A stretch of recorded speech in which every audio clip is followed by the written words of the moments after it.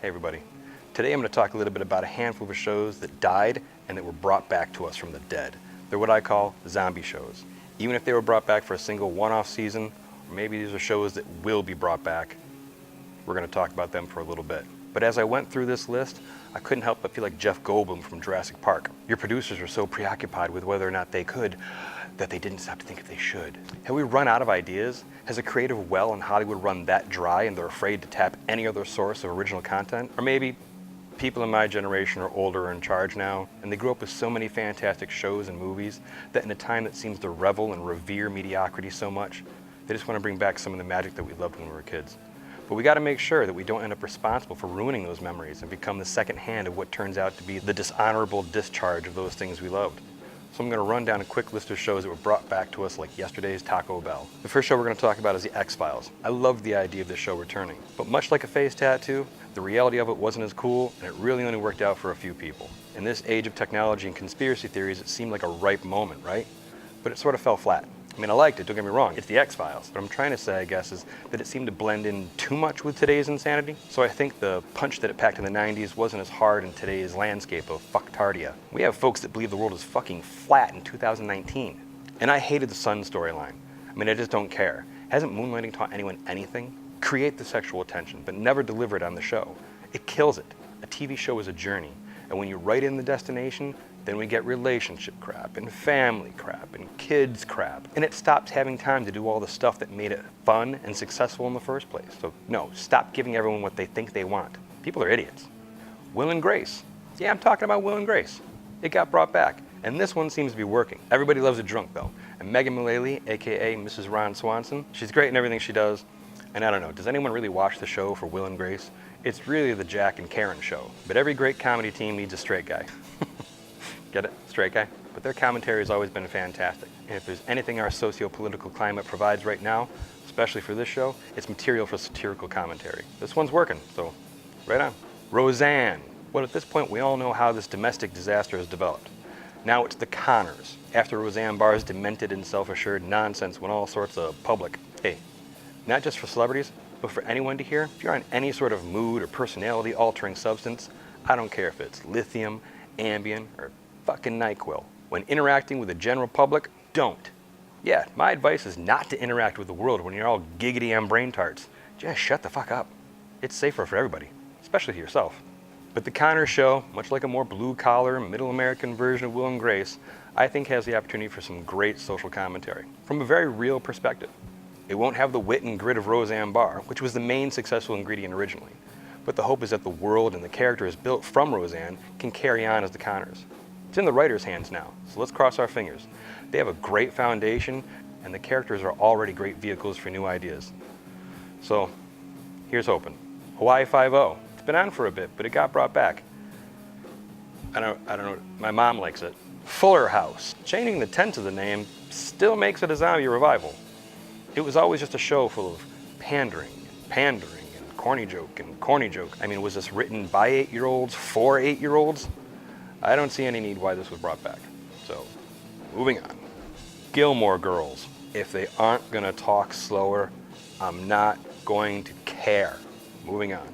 90210. Yeah, that's coming back. In a world of glorified douchebaggery like the Jersey Shore, why not bring this back?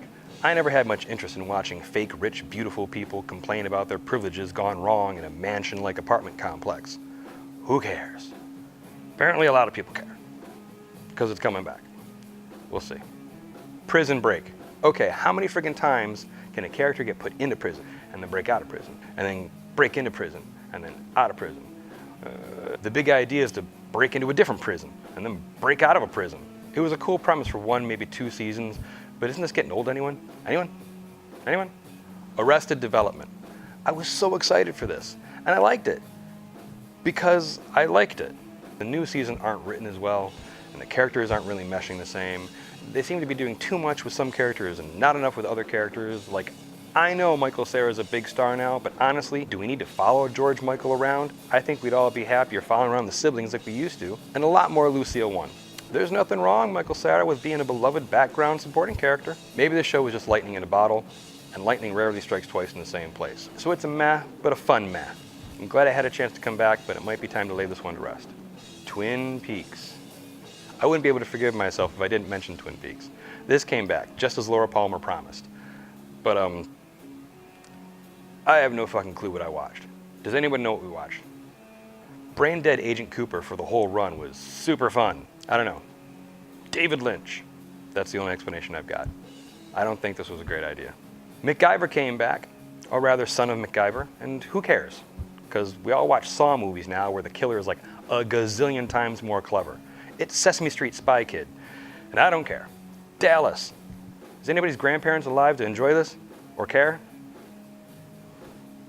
Heroes Reborn, or what I call Heroes Stillborn. Sorry. This was originally a complete clusterfuck at season 3. The first 2 seasons were great, but then the writer's strike in 2007 was a nuclear bomb to a lot of shows. It also ended up affecting the way seasons work too. Hello streaming networks. Nothing's been the same since, and Heroes is a prime example of how things can fall apart and never find their way back again. With the era of superheroes face-sitting us all right now, you'd think this would work, but sadly, it's just a mess.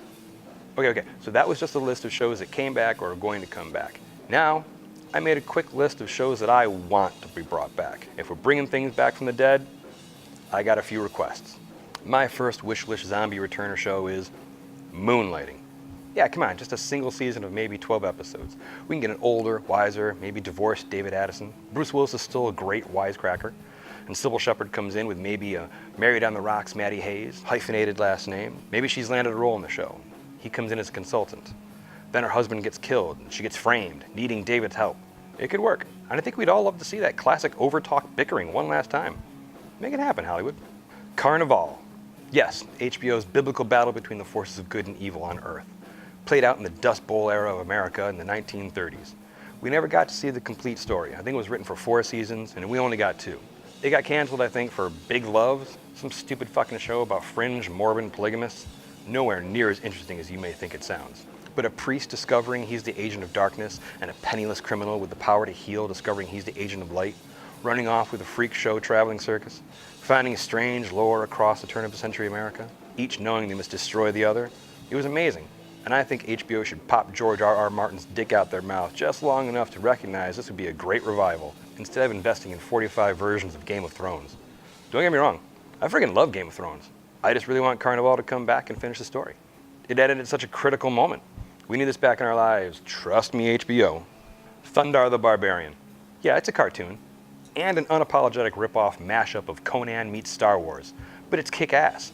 If He-Man and Samurai Jack can come back, let's give Thundar a chance. Plus, I just want to yell, Ariel, Ookla, ride! Without getting funny looks. That's never gonna happen. Even if people knew the reference, but I still want it back. Kindred the Embraced. Long before True Blood filled an entire town with mythical creatures, thus removing the contrast between humans and vampires, there was a show loosely based on a game called Vampire the Masquerade. It followed multiple clans of vampires, each with their own distinct characteristics, as they navigated their own politics and the world of humans that they stayed hidden in plain sight from.